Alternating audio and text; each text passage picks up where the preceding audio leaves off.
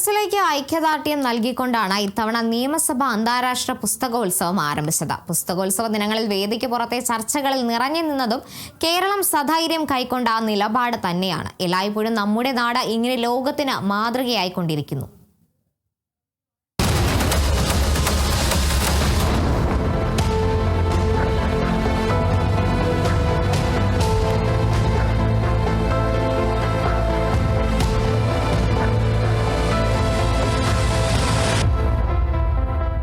ലോകത്തിന്റെ കണ്ണ് വെനസ്വേലയിലേക്കാണ്.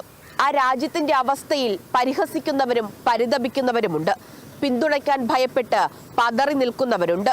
അവിടെയാണ് വലിപ്പത്തിൽ അമേരിക്കയേക്കാൾ 3 ഇരട്ടി ചെറുതായൊരു രാജ്യത്തിലെ അതിലും ചെറുതായൊരു സംസ്ഥാനം തങ്ങളുടെ നിലപാട് ഉറക്കെ വിളിച്ചു പറയുന്നത്.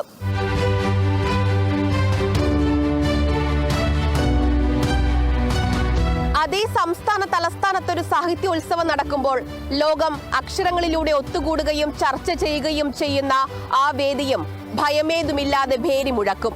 നിലപാട് ഇങ്ങനെ തലയുയർത്തി നിൽക്കും.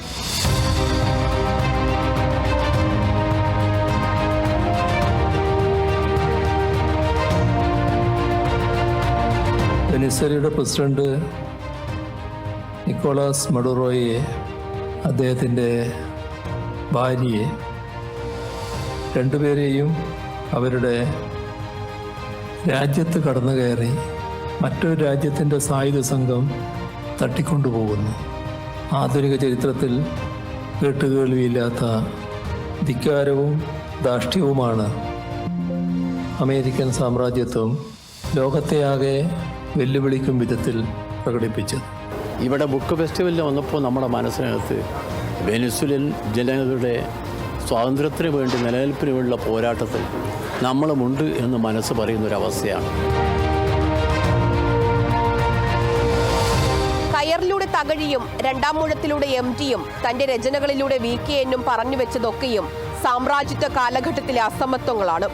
ഇവിടെ ചുറ്റുപാടും അവരുയർത്തിയ പ്രതിഷേധം അലയടിക്കുന്നുണ്ട്.